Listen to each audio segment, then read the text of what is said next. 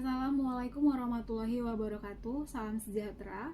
Terima kasih saya ucapkan kepada Bapak Ibu dosen penguji dan kepada dosen pembimbing Bapak Profesor Dr. Didi Asyari, MKom AKCA, atas kesempatan yang diberikan kepada saya untuk mempresentasikan hasil penelitian tesis yang berjudul Analisis Penerapan Tata Kelola Teknologi Informasi TI dengan pendekatan Framework COVID-5 di PT ABC.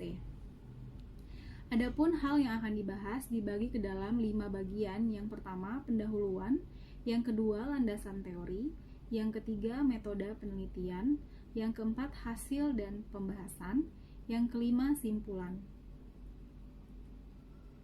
Teknologi informasi merupakan hal yang krusial karena saat ini banyak perusahaan memanfaatkan teknologi informasi dalam aktivitas proses bisnisnya.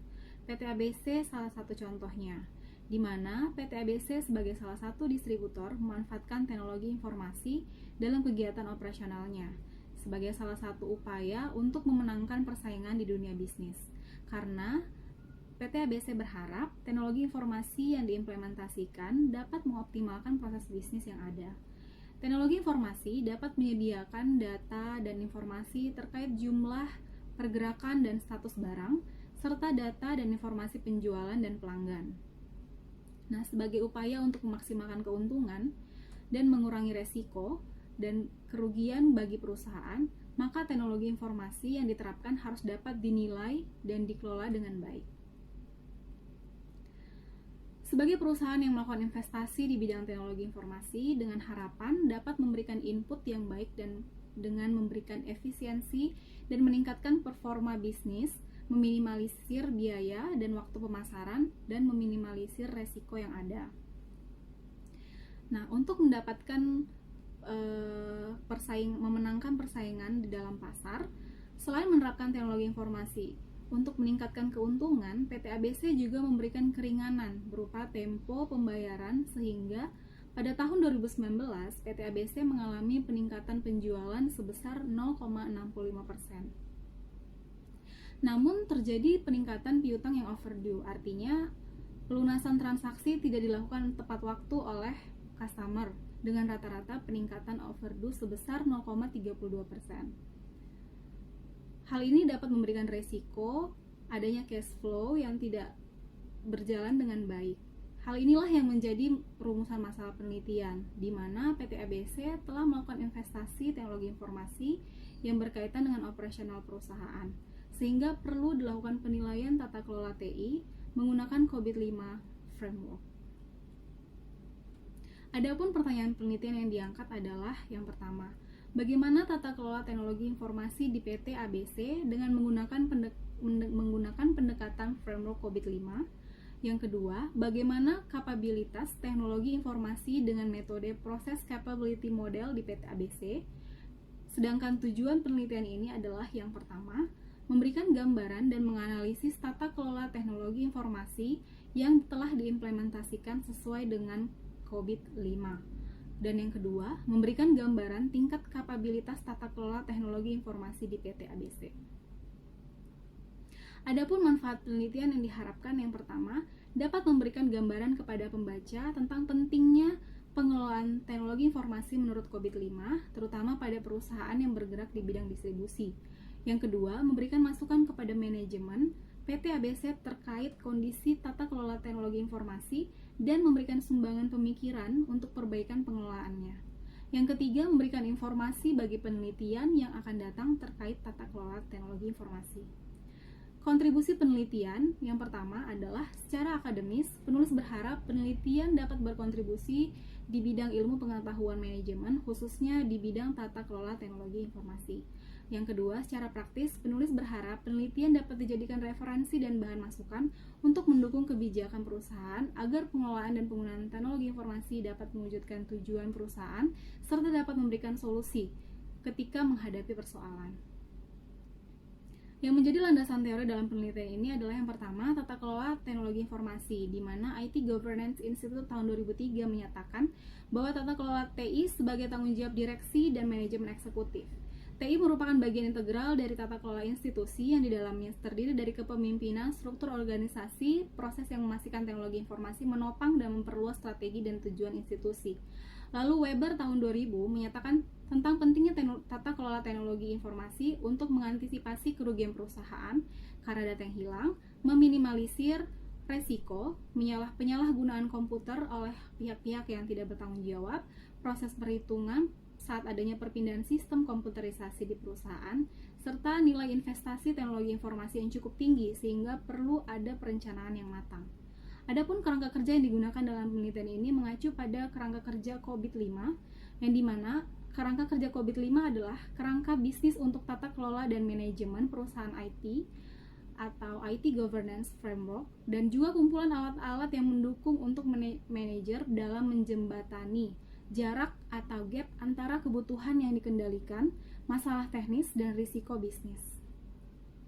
Lalu untuk mengantisipasi tata kelola teknologi informasi digunakan model proses referensi dan model proses yang berdasarkan pedoman yang diterbitkan oleh ISACA atau Information System Audit and Control Association sebagai salah satu organisasi profesional internasional di bidang tata kelola teknologi informasi yang didirikan di Amerika Serikat pada tahun 1967, di mana disediakan model proses dan pedoman yang dapat digunakan untuk menganalisis tata kelola dan mengukur kinerja dari setiap prosesnya.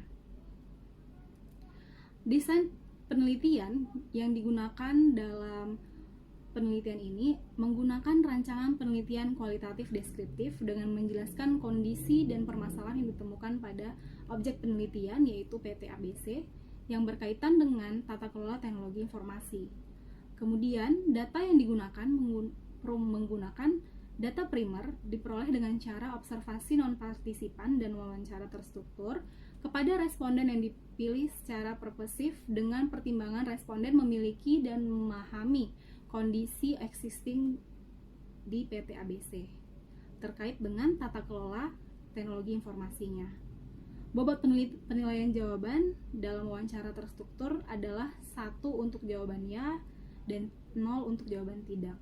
Penelitian ini menggunakan teknik analisis deskriptif kualitatif di mana data yang digunakan dikembangkan mengacu pada framework COVID-5 dan wawancara terstruktur atau dengan cara membagikan kuesioner kepada responden dan dikembangkan dengan skala Goodman. Untuk hasil analisa dan pembahasan, langkah pertama yang dilakukan adalah menganalisis proses reference pada PT ABC berdasarkan COVID-5. Hasil analisis terhadap referensi proses di PT ABC dilakukan dengan mengidentifikasi kebutuhan stakeholder, yang dimana terdiri dari 8 poin, yang diidentifikasi terhadap COVID-5 Enterprise Goal yang dibagi ke dalam 4 perspektif, yaitu finansial perspektif, customer perspektif, internal perspektif, dan learning and growth perspektif. Financial perspektif ini berkaitan dengan kemampuan perusahaan dalam mengelola pengeluaran dan pemasukan agar keuangan tetap stabil. Kemudian customer perspektif menyangkut tentang bagaimana perusahaan memberikan pelayanan bagi pelanggan. Internal perspektif menyangkut tentang bagaimana kondisi sinergi dalam setiap unit kerja yang dapat ditentukan dari kualitas dan keahlian sumber daya manusia yang dimiliki perusahaan. Kemudian learning and growth perspektif berkaitan dengan kapabilitas karyawan dalam mengelola sistem informasi serta motivasi dan tanggung jawabnya. Masing-masing business goals perusahaan ini diidentifikasikan terhadap COVID-5 Enterprise Goals. Kemudian diperolehlah hasilnya sebagai berikut. Proses identifikasi dilakukan berkaitan dengan optimasi sumber daya teknologi informasi. Kemudian diperoleh dari hasil identifikasi sebelumnya, maka ada sebanyak 7 enterprise goal yang kemudian diidentifikasi terhadap IT related goal sehingga memperoleh IT proses terpilih pada COVID-5. Pemilihan proses disesuaikan berdasarkan kebutuhan dan tujuan strategis di PT ABC yang berkaitan dengan optimasi sumber daya dan teknologi informasi. Hal ini bertujuan untuk mengetahui sejauh mana tata kelola informasi, layanan infrastruktur, dan aplikasi serta sumber daya manusia untuk mendukung setiap tujuan teknologi informasi yang ada di organisasi atau perusahaan PT ABC. Adapun proses yang terpilih adalah domain IDM 04, memastikan optimalisasi sumber daya, IDM 05 memastikan transparansi para pemangku kepentingan. Domain APO 01 mengelola kerangka manajemen teknologi informasi. Domain APO 07 mengelola sumber daya manusia. Domain BAI 03 mengidentifikasi dan membangun solusi. DSS 06 mengelola kontinuitas bisnis. Dan domain MA 02 sistem monitor area pengendalian internal. Selanjutnya, untuk dapat mengetahui tingkat kapabilitas dari masing-masing proses yang sudah diidentifikasi, maka perlu dilakukan pernyataan terstruktur yang disesuaikan berdasarkan kriteria dari proses asesmen model COVID-5 melalui Self-Assessment Guide yang diterbitkan oleh ISAKA yang diberikan kepada responden terpilih dengan metode purposive sampling. Adapun beberapa responden dibagi dalam yang pertama, manajer senior sebanyak 1 orang, manajer sebanyak 3 orang, supervisor sebanyak 4 orang. Masing-masing pernyataan diberikan kepada masing-masing responden dengan jawaban ya bernilai 1 poin dan jawaban tidak bernilai 0 poin. Setelah dilakukan hasil pengukuran terhadap kuesioner yang dibagikan kepada beberapa responden, maka diperoleh hasil sebagai berikut. Untuk domain IDM 04, pencapaian prosesnya sebesar 80,76, IDM 05 sebesar 83,92, domain APO 01 sebesar 71,71, domain APO 07 sebesar 51,42%, domain BI 03 sebesar 56,35%, domain DSS 06 sebesar 71,42%, dan MEA 02 sebesar 22,91%, di mana kategorinya masih berada pada largely achieved dan partially achieved, dan berada pada level kapabilitas 1 dan 0, di mana dalam hal ini pengukuran penilaian pada setiap proses harus dilakukan dengan sempurna dan berada pada kategori fully achieved, maka penilaian dapat dilanjutkan ke tingkat selanjutnya. Berdasarkan hasil pengukuran yang diperoleh, maka tidak ada proses pencapaian yang mencapai fully achieved sehingga tidak dapat dilanjutkan pengukuran ke PA 2.1. Terkait dengan domain IDM 04, di PT ABC belum ada metrik terkait tindakan pelaporan, perbaikan, perawatan, maupun keluhan pengguna, serta belum ada sistem otomasi yang dapat menilai risiko pada transaksi.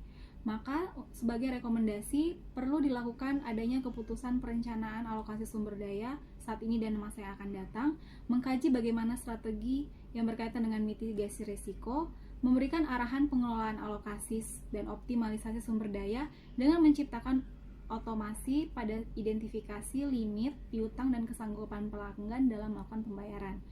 Yang kedua, domain IDM 05 pada PT ABC kurangnya monitoring dalam melakukan menilai akurasi keandalan mekanisme.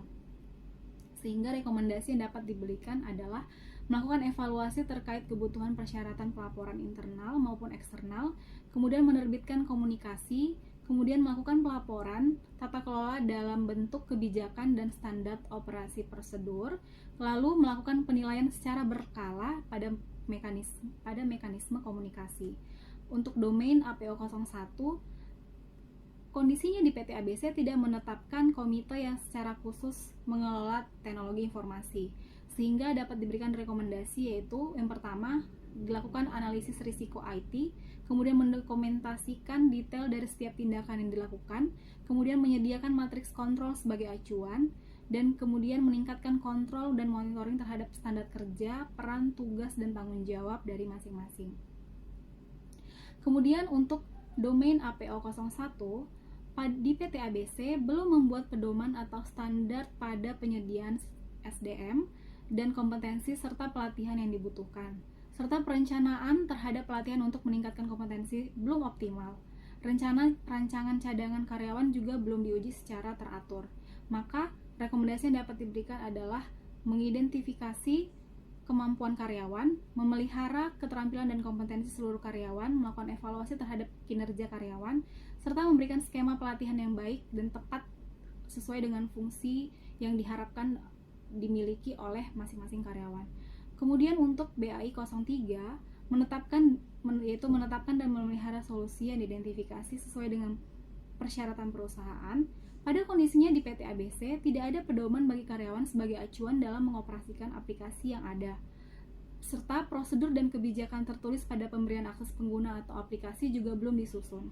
Maka rekomendasi yang diberikan adalah mendokumentasikan langkah-langkah pengelolaan aplikasi, kemudian mendesain aplikasi yang sesuai dengan proses bisnis dan yang dapat dioperasikan oleh pengguna, kemudian memetakan proses bisnis harus segera dilakukan untuk melakukan perubahan yang dapat terjadi sebagai antisipasi kendala di kemudian hari.